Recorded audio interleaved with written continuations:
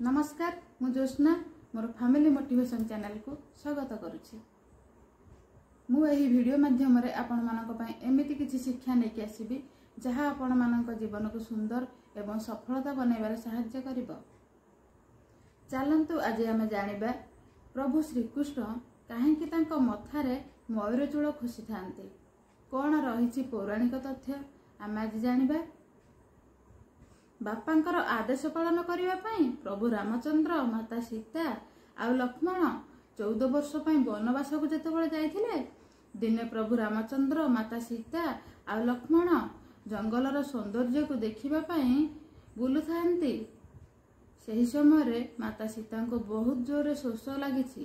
प्रभु रामचंद्र बहुत आड़े खोजिले, कोउठी भी जलाशयटिए पाइले नहीं।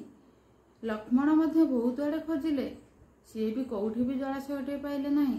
ठीक सही समय रे माता सीता भगवान को प्रार्थना करुछंती कि हे प्रभु मते कौटी गोटे जलाशय देखाई दियो। ठीक सही समय रे तांको सामना को गोटे मयूरटी आसी कहिला मु तुम मानक जलाशय देखाई देबी, किंतु मु जुआड़े उड़ी उड़ी जीवी मोर चूल को सेठी झाड़ी झाड़ी जीवी। तुमे मोर चूल को लक्ष्य करी करी आसी जीवो, जलाशय पाखरे पहुंची जीवो। तापर मयूरटी उड़ीबा को लागिला। तापर प्रभु रामचंद्र माता सीता लक्ष्मण तांको चूल को लक्ष्य करी करी जाई जलाशय पाखरे पहुंची गले। तापर माता सीता जलपान करी आनंद लाभ करुथांती। सेही समय रे मयूरटी आ चालिबा को बळ पाउ न थाए, तार मृत्यु समय पाखे पाखे आसुथाए। काहे कि ना मयूर मानकर चूल गोटे निर्दिष्ट ऋतु रे झड़े। जदि अलगा समय रे झड़े ताहेले सेमाना मृत्युवरण करती। ठीक सही समय रे प्रभु रामचंद्र कहउछंती हे मयूर पक्षी तुमे तुमर चूल सब झाड़ी मोर जो उपकार करिछ ताहा मु केबे भी भूली परिबि नहीं।